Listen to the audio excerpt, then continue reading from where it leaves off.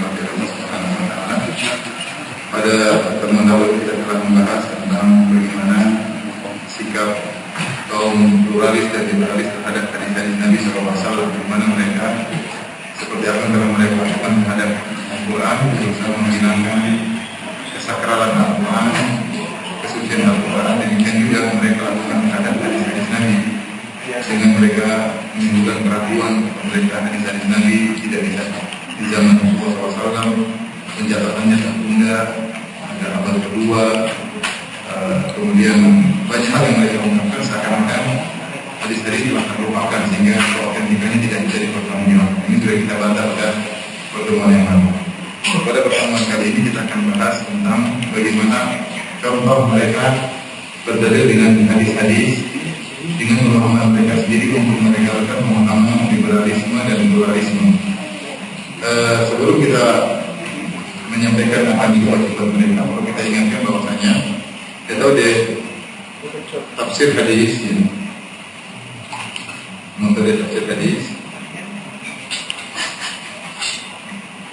sesuai urutan berikut. Ini menurut Ahlussunnah wal Jamaah, sesuai urutan berikut.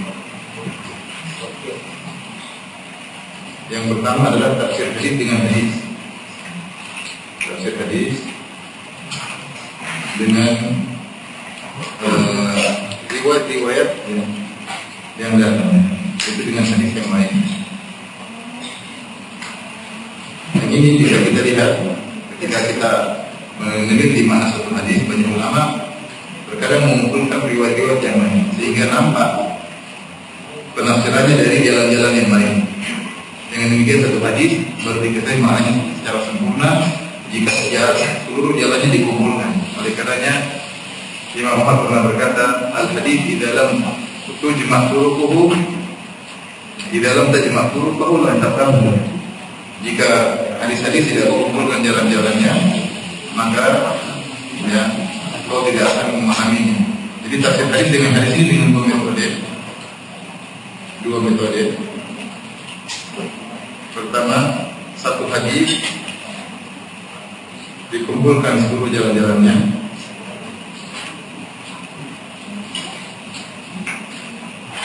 seluruh riwayat dikumpulkan, maka akan nampak paling satu dengan yang lainnya, sehingga saling menafsirkan. Ini metode yang ditempuh oleh para ahli hadis. Contohnya seperti Ibnu Hajar dalam Fathul Bari.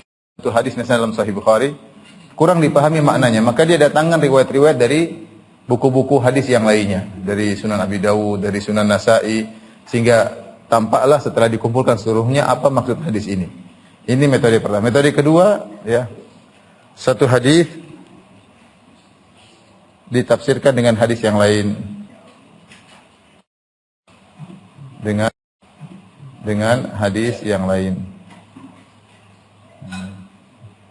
Ya. Seperti misalnya hadis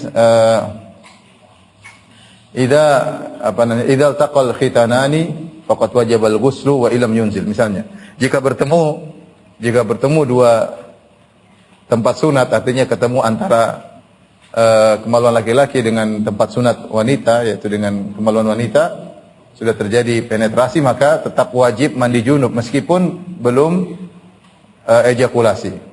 Ini maksudnya apa? Bisa dilihat dengan hadis yang lain.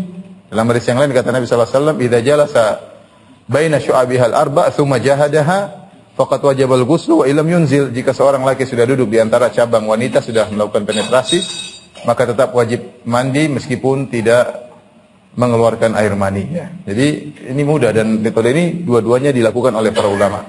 Mengumpulkan riwayat untuk kejelasan satu hadis, atau satu hadis dijelaskan dengan hadis yang lain. Jika tidak ditemukan metode ini, maka tafsir hadis dengan perkataan para sahabat.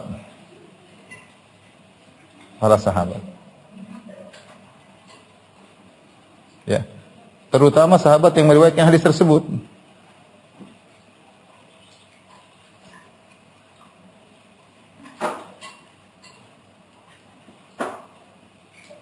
Hadis tersebut, ya. Jadi, kenapa? Karena para sahabat yang paling paham tentang hadis Nabi SAW. Sehingga yang lebih memahami hadis-hadis Nabi adalah murid-murid Nabi secara langsung. Mereka adalah para sahabat. Ya. Yang lebih memahami perkataan gurunya adalah murid secara langsung. Kalau tidak ditemukan perkataan sahabat tentang makna hadis-hadis, maka selanjutnya perkataan para tabi'in. Dan 3 generasi inilah yang direkomendasikan oleh Nabi sallallahu alaihi wasallam ditambah dengan perkataan para tabi'ut tabi'in, ya. Generasi sahabat, para tabi'in dan para tabi'ut tabi'in. Selanjutnya para pengikut tabi'in. Kemudian selanjutnya perkataan para ulama yang mereka paham syariat, mereka menjelaskan. Kalau tidak ada semuanya, baru yang keempat, muqtadul lughah, sesuai dengan konsekuensi bahasa Arab.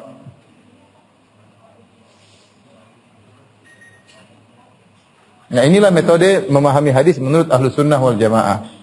Adapun ahlul bid'ah, maka mereka tidak menempuh metode ini. Mereka tidak mau berpegang teguh dengan para salaf. Mereka ahlul bid'ah langsung loncat ke metode yang keempat. Kalau ahlul bid'ah langsung ke sini. Langsung menafsirkan hadis dengan bahasa, itu pun bahasa yang mereka ada-adakan, ya, sesuai dengan hawa nafsu mereka, seperti Murji'ah, seperti Mu'tazilah. Maka mereka tidak menafsirkan hadis dengan perkataan, dengan hadis yang lain atau dengan para sahabat, dengan tabi'in, tidak, mereka langsung bahasa Arab, dan ini kesalahan fatal, ya. Yang lebih paham tentang tafsir hadis adalah Nabi sendiri dalam hadis yang lain, demikian para sahabat atau tabi'in dan tabi'ut tabi'in. Konsekuensi bahasa Arab itu adalah tahapan yang terakhir. Nah, adapun kaum pluralis, mereka menafsirkan hadis seenaknya saja, tidak mesti ikut kaidah bahasa, ya. Tidak pakai kaidah pertama, bukan kedua, bukan ketiga, bukan keempat. Dan lebih aneh, terkadang mereka berdalil dengan hadis yang dhaif. Padahal pada pertemuan lalu telah kita bahas bahwasanya kaum pluralis mengatakan kami tidak mau menerima hadis kecuali yang mutawatir. Mutawatir itu sudah super sahih. Karena sudah sahih harus perawinya 10 sahabat minimal. Sementara ketika mereka sudah berbicara tentang keyakinan mereka, ada hadis yang ahad, bahkan hadisnya dhaif, mereka jadikan dalil. Yang penting sesuai dengan hawa nafsu mereka. Tapi kita akan sebutkan contoh-contoh, sudah ya?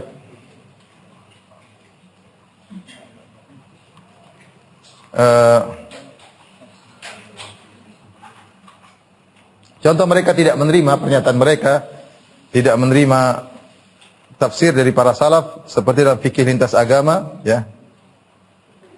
Mereka berkata di buku fikih lintas agama ini buku yang disusun oleh tokoh-tokoh liberal, mereka berkolaborasi untuk menyusun buku ini. Jadi antaranya ada Nur Khalis Majid dan lain-lain. Mereka berkata, para kaum liberalis ini, lihat halaman 554 dalam buku kita, ya. Di kalangan aktivis gerakan Islam berkembang satu tren untuk menjadikan masa tertentu yang diidentifikasikan sebagai as-salafus saleh, sebagai the golden age Islam, sehingga diposisikan sebagai standar kebenaran bagi setiap pemikiran dan aksi umat generasi Islam berikutnya. Apapun pemikiran dan praktek keberagaman yang berkembang saat itu dianggap sebagai yang paling benar, karena paling dekat dengan periode Nabi sallallahu alaihi wasallam. Akibatnya setiap perkembangan yang muncul seiring dengan kemajuan ilmu pengetahuan dan teknologi dianggap sebagai ancaman terhadap Islam. Ini kedustaan. Apa kaitannya antara perkembangan pengetahuan teknologi dengan metode beragama para salaf? Jadi mereka mengejek, ya. Apa ini, masa para salaf yang jadikan patokan? Sehingga kalau kita jadikan salaf sebagai patokan, ada kemajuan teknologi, akhirnya dianggap sebagai ancaman terhadap Islam. Enggak ada seperti ini. Urusan agama, urusan duniawi, urusan duniawi. Apakah kalau kita beragama dengan pemahaman para salaf menghalangi kita untuk maju dan berkembang? Tidak ada. Yang dihalangi bermaksiat, jangan bermaksiat. Adapun kemajuan teknologi tidak ada yang larang. Mereka juga berkata, tentu saja konteks di masa lalu dengan masa kini dan masa yang akan datang pasti berbeda. Masyarakat modern mempunyai logika dan sikap yang berbeda dengan apa yang dihadapi masyarakat Arab di zaman dahulu. Intinya mereka mengejek, ngapain pakai pemahaman salaf dalam memahami hadis, dalam memahami Al-Quran.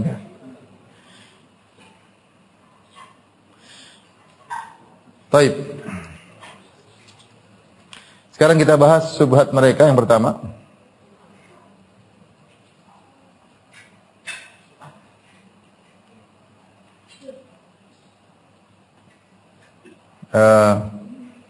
Tuhan yang berbeda-beda,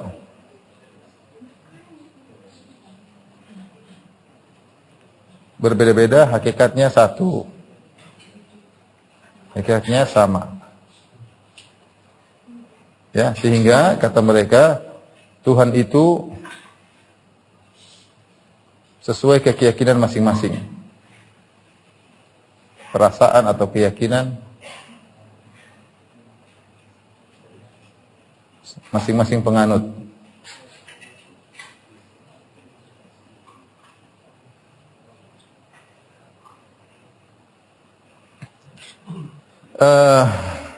Ada seorang pluralis yang bernama Abdul Munir Mulkan, dia punya buku judulnya Satu Tuhan Seribu Tafsir.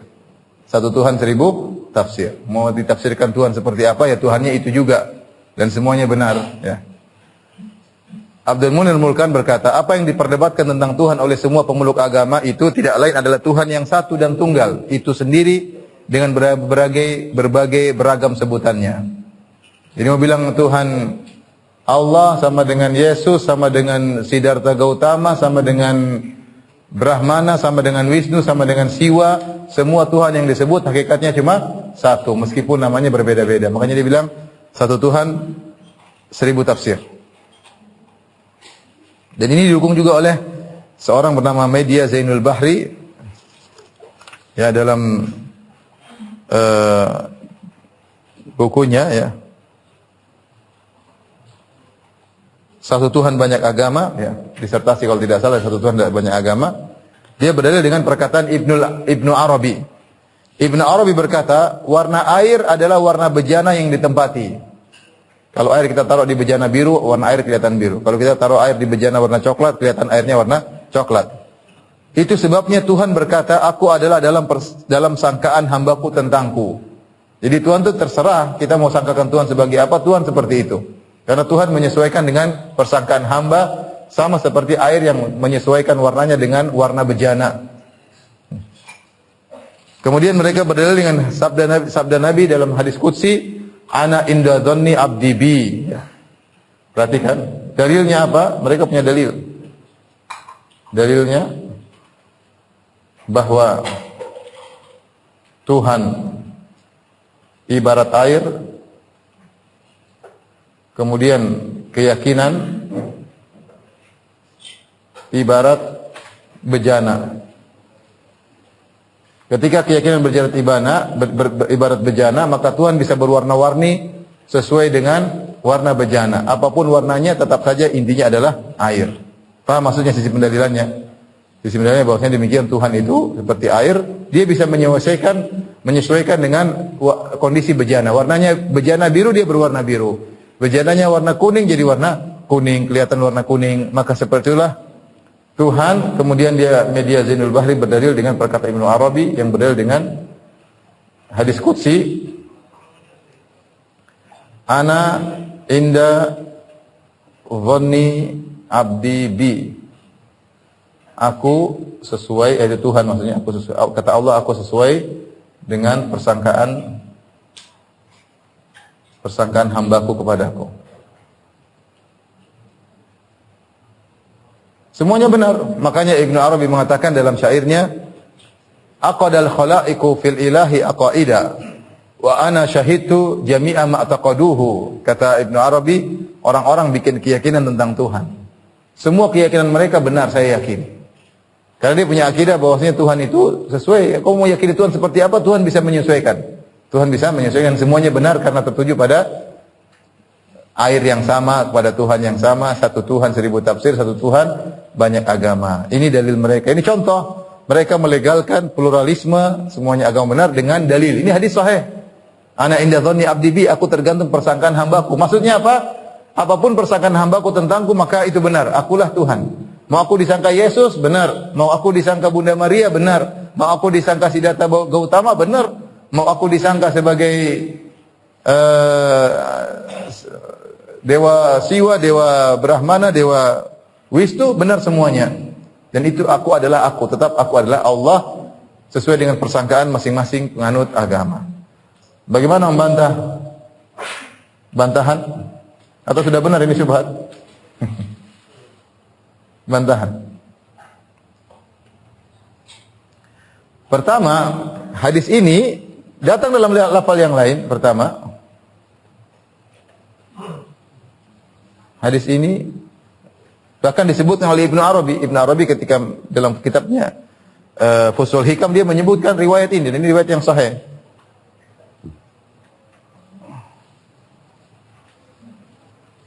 Disebutkan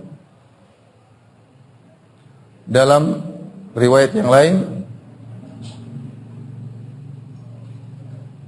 falyadhun bi khairan, kata Allah Subhanahu wa taala, falyadhun bi khairan. Karenanya hendaknya sang hamba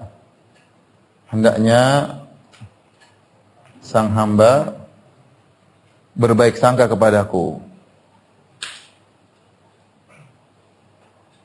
Sangka kepadaku. Baik. Perhatikan. Kalau kita perhatikan lafal ini, falyadhun bi khairan, hendaknya sang hamba berbaik sangka kepadaku, menunjukkan Allah perintahkan, berarti di sana isyarat ada hamba yang berburuk sangka kepada Allah. Benar atau tidak? Berarti kalau ada yang berburuk sangka berarti salah persangkaan. Salah persangkaan. Kalau semua persangkaan hamba benar tentang Allah, tidak perlu ada perintah berbaik sangkalah kepadaku. Mungkin bisa dipahami. Saya ulangi. Jadi media Zainul Bahri ini berdalil dengan Ibnu Arabi dengan hadis qudsi, ana inda dhanni abdi bi, aku tergantung persangkaan hambaku tentangku. Artinya semua persangkaan hamba, persangkaan apapun, itulah Allah. Bantahannya mudah, bukankah dalam sebagian riwayat dikatakan falyadhun bi abdi khairan, hendaknya hambaku berprasangka baik kepadaku. Ketika Allah perintahkan sang hamba untuk berprasangka baik kepada Allah, berarti ada hamba persangkaan yang salah. Berarti ada persangkaan yang keliru. Kalau begitu tidak semua persangkaan benar. Bisa dipahami?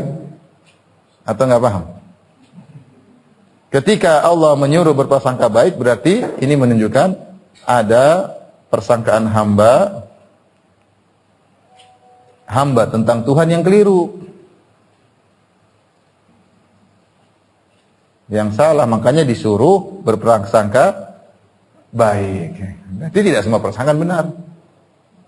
Tidak semua persangkaan benar. Di antara persangkaan yang salah menganggap bahwasanya Tuhan satu sama dengan tiga. Ya, gampangnya demikian. Ya. Didukung oleh lafal yang lain juga, kata Allah Subhanahu wa taala, in dhanna khairan falahu wa in dhanna syarran falahu. In dhanna khairan falahu wa in dhanna syarran falahu. Yang artinya kalau dia berprasangka baik, maka bagi dia kebaikan. Kalau dia berprasangka buruk, bagi dia keburukan. Berarti tidak semua persangkaan benar tentang Allah Subhanahu wa ta'ala. Salahlah perkataan Ibnu Arabi, semua persangkaan benar. Salah. Allah bedakan, ada persangkaan baik, ada persangkaan yang tidak baik. Berarti ada persangkaan yang benar, ada persangkaan yang tidak benar. Kemudian yang kedua, hadis ini berdasarkan riwayat ini, ya. In dhanna khairan falahu, kalau berprasangka baik,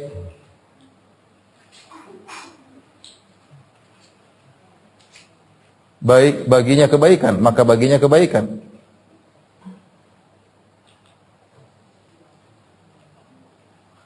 Kalau sebaliknya, maka kalau buruk, maka baginya keburukan. Kalau prasangka buruk, baginya keburukan. Lafal ini menunjukkan bahwasanya yang Allah sedang bahas dalam hadis qudsi tersebut bukan masalah zat Allah, tapi masalah perbuatan Allah terhadap hamba. Makanya kalau hamba berprasangka buruk, Allah akan membuat dia celaka, dia akan dapat kecelakaan. Kalau dia berprasangka baik, Allah akan berikan kebaikan bagi dia, maka dia dapat kebaikan. Bukan berprasangka Tuhan itu 1, 3, 5, enggak, bukan itu. Hadis yang lafal satu menafsirkan lafal yang lain. Jadi ini maksudnya Ibnu Arabi membawa hadis ini untuk mengatakan semua persangkaan hamba tentang zat Tuhan itu benar. Padahal hadis ini tidak terkait dengan persangkaan terhadap zat, tapi persangkaan terhadap sikap Allah terhadap apa? Hamba. Kalau seorang berprasangka baik, Allah akan berbuat baik sama dia, dia akan dapat kebaikan. Kalau dia berprasangka buruk, Allah bikin burukan kepada dia, maka dia akan dapat keburukan. Jadi ini terkait hadis ini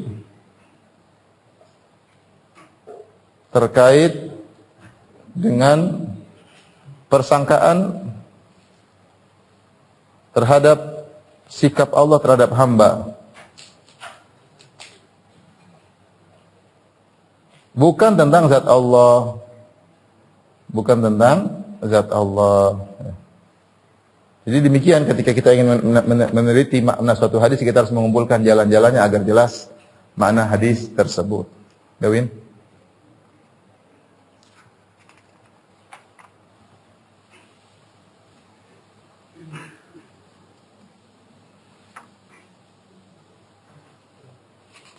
Ini jawaban singkat, tentunya yang ingin pembahasan lebih lanjut silakan baca langsung buku saya. Ya, mulai halaman 557 ya sampai 557 sampai halaman 568. 557 sampai 568. Taib syubhat yang kedua, sudah.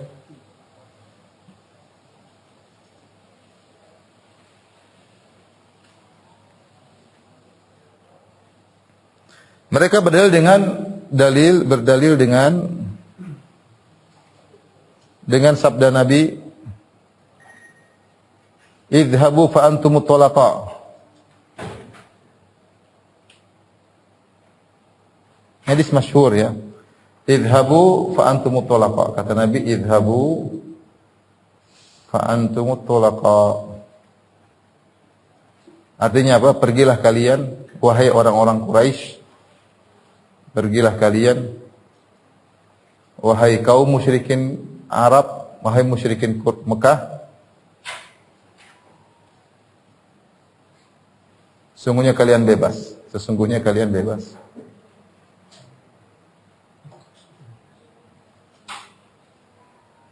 Jadi ketika Rasulullah SAW Rasulullah telah menaklukkan kota Mekah, Rasulullah SAW kumpulkan orang Quraisy. Kata Rasulullah SAW, "Madza tadhunnun anni fa'ilun bikum?" Menurut kalian apa yang aku lakukan kepada kalian? Akhirnya mereka mengatakan, "Akhun khair," ya. Ya, akhun karim, ibnu akhin karim, kau adalah saudara yang baik, ayahmu juga baik. Kata mereka, kami tidak menyangka dari engkau kecuali kebaikan. Maka Rasulullah SAW berkata, "Idhabu," kalau gitu kalian bebas. Mereka masih musyrik, tapi Rasulullah SAW bebaskan. Ini makna hadis tersebut. Rasulullah maafkan mereka, Rasulullah SAW membebaskan mereka. Dijadikan dalil oleh kaum liberal, berarti ketika Rasulullah SAW membebaskan, berarti Rasulullah SAW mengakui keyakinan mereka. Berarti Nabi SAW mengakui eksistensi agama mereka, makanya tidak diperangi, disuruh pergi. Ya, mengakui eksistensi agama paganisme, penyembahan berhala mereka. Berhala. Tapi ini syubhat mereka yang disebut oleh Dr. Abdul Muqsid Ghazali, ya.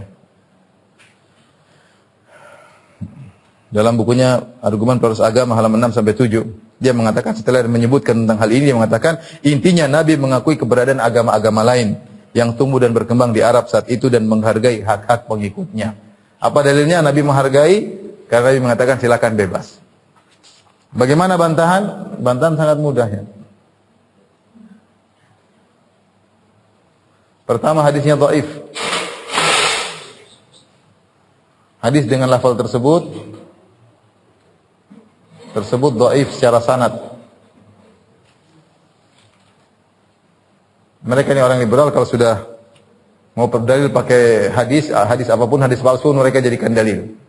Kalau sudah bertentangan dengan agama mereka, mereka bilang enggak, hadis yang harus jadi dalil harus yang mutawatir. Tapi kalau cocok dengan akidah mereka, meskipun hadis dhaif dipakai. Pertama, di sini lafal tersebut hadisnya sanadnya dhaif, lemah. Secara sanad lemah, tidak bisa dijadikan dalil.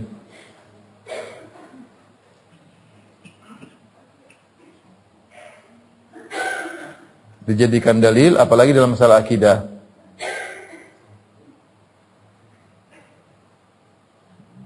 Masalah akidah. Yang kedua, memaafkan tidak melazimkan membenarkan. Memaafkan tidak melazimkan membenarkan. Tidak melazimkan membenarkan. Ada orang mencuri di rumah saya, ya sudah saya maafkan, sudahlah, pergilah. Apa berarti mencuri benar? Tidak ada. Memaafkan tidak melazimkan pembenaran. Ini adalah konsekuensi yang tidak lazim.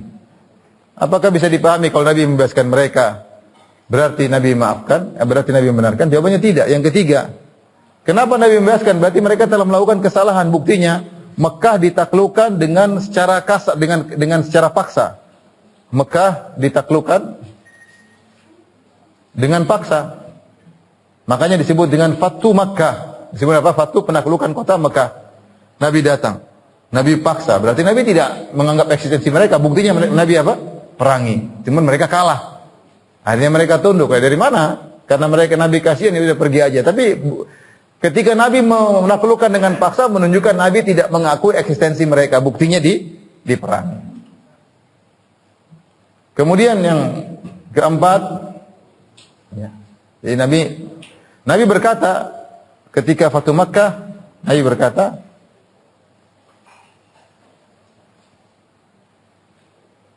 Nabi SAW berkata, "Man dakhala dara Abi Sufyan fahuwa amin." Siapa yang masuk ke rumahnya Abu Sufyan selamat.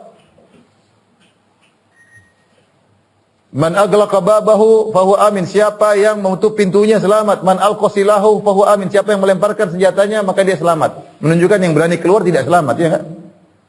Siapa yang keluar bawa senjata tidak selamat. Ya, apakah itu berarti Nabi? Ini berarti kan Nabi ngancam, ya. Bagaimana bisa dipahami Nabi membenarkan kesyirikan, Nabi ngancam?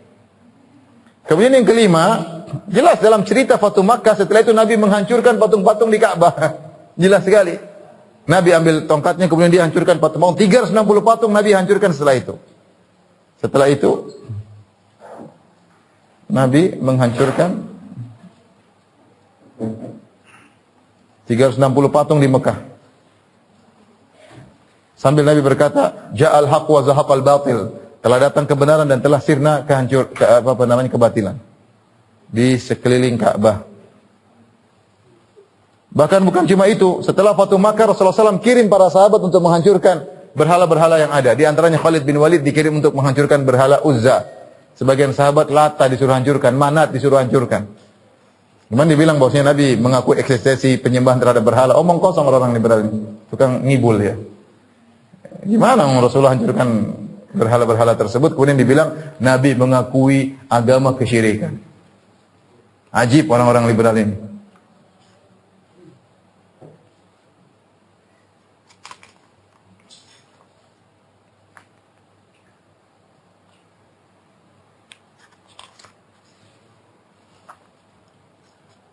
Baik, insyaallah bisa dipahami. Di antara juga Nabi menegur Hatib bin Abi Balta'ah. Nabi menegur, Nabi menyalahkan Hatib bin Abi Balta'ah yang mengirim surat kepada kerabatnya, familinya. Mengirim surat dari Madinah ke saudaranya di Mekah atau kenalannya di Mekah. Jadi ketika Nabi SAW ingin menaklukkan kota Mekah, ingin menyerang kota Mekah, Nabi bawa pasukan 10.000. Itu mau apa bawa pasukan 10.000? Ya untuk memerangi kota Mekah. Kalau mereka melawan diperangi. Bagaimana kemudian Abdul Muhsin Ghazali bisa memahami Nabi mengakui eksistensi apa? Agama penyembahan terhadap berhala. Enggak tahu otak mereka bagaimana orang liberal ini. Ya. Jelas sekali Nabi bawa pasukan 10.000. Ketika Nabi akan berangkat, Hatib bin Abi Balta'ah kirim surat kepada kenalannya di Mekah, kasih tahu Nabi bakalan datang, selamatkan dirimu, karena dia punya utang budi sama mereka. Dia bukan ingin Islam kalah, tidak, dia cinta sama Nabi, tapi dia sayang sama kenalannya tersebut atau saudaranya tersebut yang pernah dia punya utang budi sama dia, maka dia kirim surat, Rasulullah ingin menyerang kalian, maka selamatkan diri. Maknanya demikian. Dia kirim lewat seorang wanita. Wanita tersebut berangkat, maka Allah kasih tahu Nabi lewat malaikat Jibril bahwasanya Hatib bin Abi Balta'ah telah mengirim surat kepada melalui seorang wanita. Akhirnya Nabi SAW kirim Ali bin Abi Thalib, ya, dengan Zubair bin Awam dan Mikdad bin Aswad, 3 orang. Kata Nabi, kejar perempuan tersebut. Maka berangkatlah mereka dan perempuan sudah jauh, ya. Kemudian kata Nabi, kejar wanita tersebut. Sungguhnya dia bawa suatu surat, ambil surat darinya, kata Nabi SAW. Karena Jibril kasih tahu. Maka kata Ali bin Abi Thalib, kamu pergi sampai kami suatu tempat dan kami mendapati wanita tua tadi. Kami katakan, keluarkan surat. Mana yang kau bawa? Kata wanita tersebut, ma ma'iya min kitab. Saya tidak bawa surat apapun. Kata Ali bin Abi Thalib dan Zubair bin Awam dan Mikdad, La tukhrijinna al-kitab aw lanulqiyanna thiyaba. Cuma dua pilihan. Kasih surat itu, kalau enggak kita telanjangi kamu. Akhirnya dia keluarin surat, ini suratnya. Ternyata surat tersebut isinya dari Hatib bin Abi Balta'ah kepada sebagian orang dari kaum musyrikin di kota Mekah, mengabarkan bahwasanya Rasulullah SAW akan menyerang kota Mekah. Maka datanglah surat tersebut sampai kepada Nabi. Nabi panggil Hatib. Kata Nabi, ya Hatib mahada. Hatib, apa yang kau lakukan ini? Kenapa? Karena Rasulullah tidak ingin penyerangannya ketahuan. Kemudian dibilang, bagaimana bisa dipahami Rasulullah SAW mengaku eksistensi penyembahan terhadap berhala, sementara Nabi saja mau nyerang mereka, ketahuan saja Nabi tidak mau. Ya, orang liberal seperti itu, pokoknya ada sedikit yang kira-kira bisa dipegangan, jadikan alasan. Padahal nggak nyambung. Mereka ambil sepotong kisah, tidak melihat kisah secara makro, hanya mengambil mikro, kemudian mengambil kesimpulan bahwasanya Nabi membenarkan penyembahan terhadap berhala. Bayangkan, bagaimana kesimpulan yang ngawur bisa diambil oleh Abdul Muhsin Ghazali dan teman-temannya.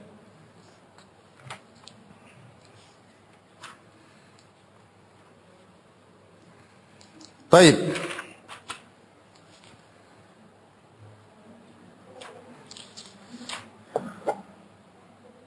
Win.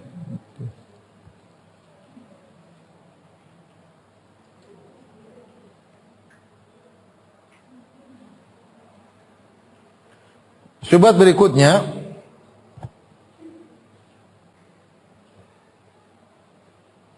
syubhat ketiga.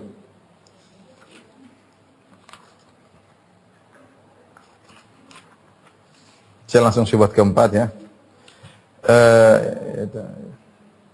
Sini kita nomorin syubhat ketiga.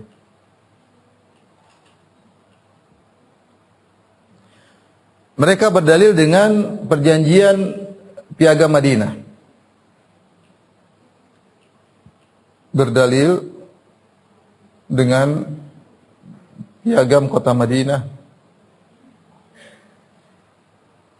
untuk melegalkan pluralisme, bahwasanya semua agama adalah benar. Saya bacakan ya. Piagam Madinah itu apa? Piagam Madinah adalah piagam yang ditulis oleh Nabi antara kaum muslimin orang Yahudi. Ketika Nabi SAW sampai di kota Madinah, Nabi mendapati komunitas besar. Komunitas kaum muslimin. Yang kaum muslimin tidak kaum muslimin yang benar, dan ada orang-orang munafik. Tapi KTP-nya semua Islam. Kemudian ada komunitas Yahudi. Yahudi dari Bani Qainuqa, Bani Nadir, dan Bani Quraidah. Maka Nabi sebagai kepala negara, Rasulullah SAW membuat undang-undang, itu kesepakatan antara mereka. Antara kaum muslimin dengan kaum Yahudi.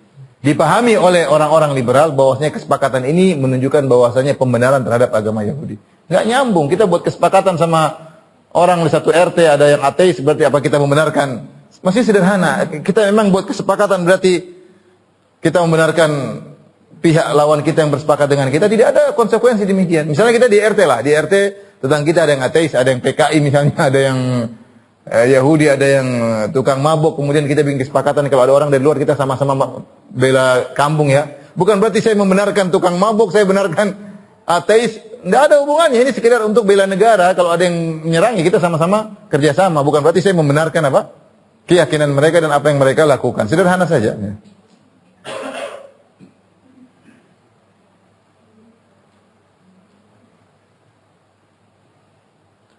Nabi, kata Abdul Muhsin Ghazali, ya, Nabi mencetuskan piagam Madinah, Mitsaq al-Madinah, yang memberikan jaminan kebebasan beragama dan pelindungan terhadap keluarga baik muslim Yahudi maupun musyrik dan musyrik Madinah.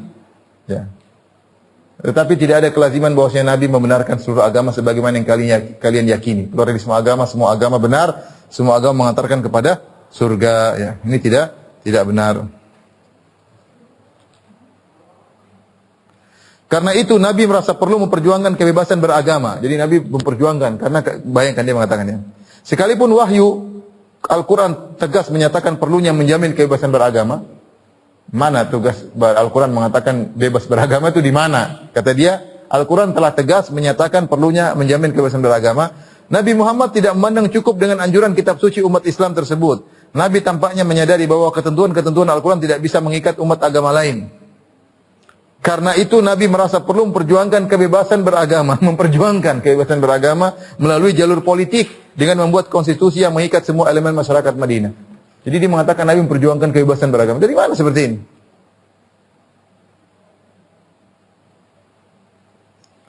Piagam ini, kata Zuhair Misrawi, piagam ini telah tercatat oleh tinta sejarah bahwa orang-orang non-muslim yang berada di Madinah bersama-sama Nabi Muhammad dianggap sebagai umat yang satu, umatun wahidah, tidak boleh ada diskriminasi di antara mereka. Ini intinya semua dalil ini tidak benar. Wathiqatul Madinah, disebut dengan Wathiqatul Madinah.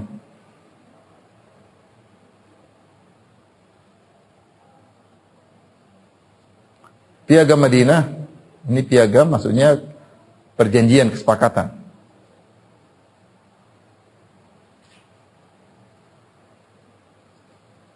Kesepakatan kaum muslimin dan Yahudi.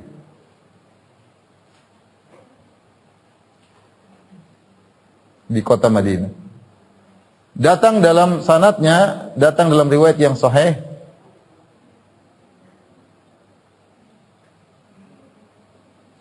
Yang sahihah, ya sahih. Dan sebagian poin-poinnya datang dalam riwayat yang lemah. Sebagian poin-poin kesepakatannya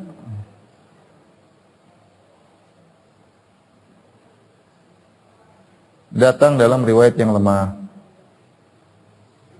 Sekali lagi mereka katanya menolak hadis-hadis sahih kecuali yang mutawatir, tapi kalau ada hadis lemah sesuai dengan hawa nafsu mereka, mereka jadikan pegangan. Datang dalam riwayat yang lemah. Di antaranya pernyataan dalam poin tersebut ya. Jadi Ibnu Ishaq meriwayatkan teks tentang Wathiqatul Madinah namun tanpa sanad. Lemah berarti tanpa sanad, enggak ada sanadnya. Ada jalur-jalur yang lain yang sahih tapi tidak seperti lengkap seperti ini. Yang datang lengkap sanadnya lemah. Yang dijadikan dari oleh orang liberal. Apa isinya di antaranya? Wa innal yahuda yunfiquna ma'al mu'minin ma damu muharibin. Sungguhnya kaum Yahudi dan kaum mukminin sama-sama berinfak kalau negeri mereka diserang, kalau kota Madinah diserang, kerjasama membela negara. Wa inna yahuda bani Auf ummatun ma'al mu'minin lil yahud dinuhum walil muslimin dinuhum. Bahwasanya Yahudi dari Bani Auf adalah satu umat bersama kaum mukminin. Ini jadikan mereka dalil ya. Kata mereka satu, maksudnya satu sama-sama benar, sama-sama ini ya. Tapi ini riwayatnya lemah. Dalam riwayat yang lemah itu pun Nabi berkata lil yahudi dinum wal muslimin dinuhum. Masing Yahudi punya agama sendiri, kaum muslimin punya agama sendiri.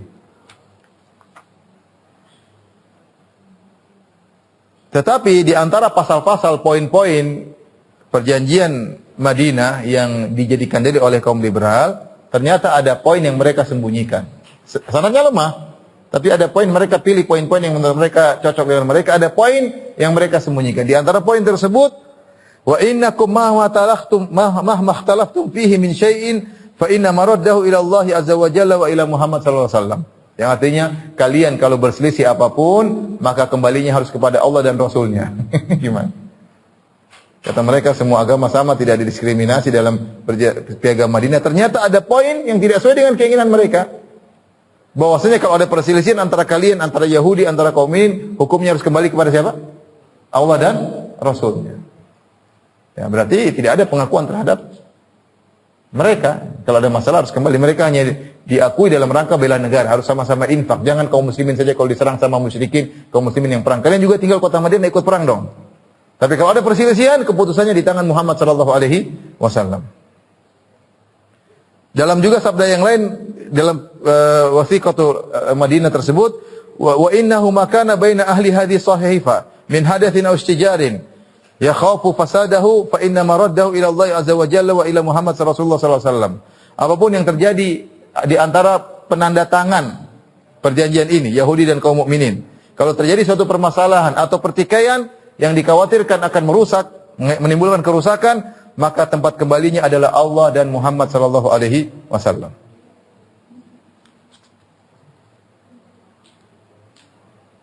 Ini menunjukkan bahwasanya tidak sebagaimana yang mereka pahami.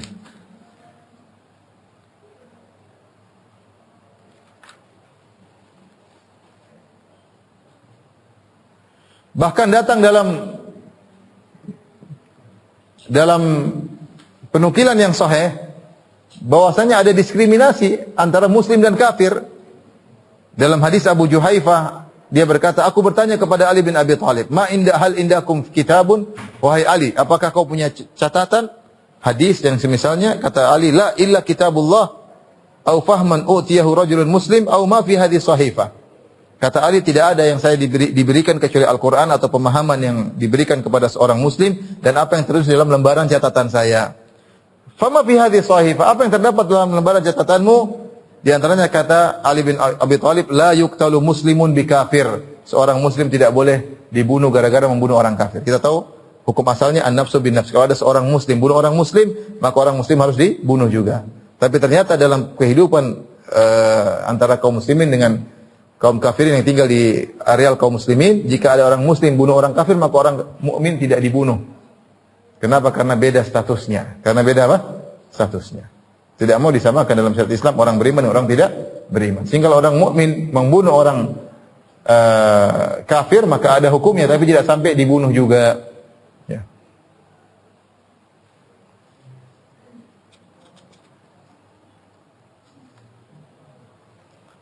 Ini dikatakan oleh Ibnu Hajar, innama huwa li syarafil Islam wa li naqsil kufur, karena tidak boleh disamakan antara muslim dengan kafir. Muslim mulia, kafir rendah. Demikian juga perkataan dalam Wasiqatul Madinah, walil yahudi dinuhum walil muslimina dinuhum. Bagi Yahudi agama mereka, bagi kaum muslimin agama mereka, sama dengan firman Allah, lakum dinukum waliyadin. Untukmu agama kalian, bagiku agamaku. Itu bukan pembenaran. Tapi ya sudah, masing-masing, bukan pembenaran. Bahkan itu ancaman, Makanya para ulama ketika menafsirkan firman Allah, sudah kita bahas sebelumnya, lakum dinukum waliyadin, bagi kalian agama kalian dan bagiku agamaku, maksudnya tahdid. Itu adalah ancaman, hati-hati. Dan ayat seperti ini banyak. Seperti dalam surat Al-Baqarah 139 ya, perhatikan. Qul atuhajjunana fillahi wa huwa rabbuna wa rabbukum. Maka kalian mau mendebat kami tentang Allah, padahal Allah itu Rabb kami dan Rabb kalian. Walana a'maluna walakum a'malukum. Bagi kalian amalan kalian, bagi kami amalan kami. Ini bukan pembenaran. Tapi Rasulullah mengancam, kalian jangan debat kami tentang Allah, hati-hati. Ya sudahlah, bagi kalian amalan kalian, bagi kami amalan kami. Bukan berarti pembenaran, tapi justru ancaman. Seperti firman Allah Subhanahu wa taala juga surat Al-Qasas 55, wa idza sami'ul lagwa a'radu anhu wa qalu lana a'maluna wa lakum a'malukum salamun alaikum la nabtaghil jahilin. Jika orang-orang beriman mendengar perkataan sia-sia, mereka berpaling dan mereka berkata kepada orang-orang yang melakukan perbuatan sia-sia, bagi kalian amalan kalian, bagi kami amalan kami. Bukan berarti pembenaran, justru mengingkari. Demikian juga firman Allah Subhanahu wa taala dalam surat Yunus 41, wa in kadzdzabuka faqul li amali. Kalau mereka orang-orang musyrikin mendustakan engkau wahai Muhammad, katakanlah li amali walakum amalukum. Bagiku amalku, bagi kalian amal kalian. Apakah Rasulullah membenarkan para pendusta? Jawabannya tidak. Jadi perkataan bagiku amalku, bagi kalian amal kalian, bagiku agamaku, bagi kalian agama kalian, itu bukan pembenaran. Tapi itu ancaman. Waspada ya. Ancaman. Baik, ini mungkin yang bisa sampaikan kepada rekan-rekan di Masjid Al-Ikhlas Duku Bimah, beberapa syubhat yang disampaikan oleh kaum pluralis ya, yang semuanya syubhat yang ngawur ya, sebagaimana tadi telah kita jelaskan. Allah ta'ala bisawab. Demikian saja pada rekan-rekan sekalian, kurang lebih mohon maaf. Wabillahi taufiq wal hidayah. Assalamualaikum warahmatullahi wabarakatuh.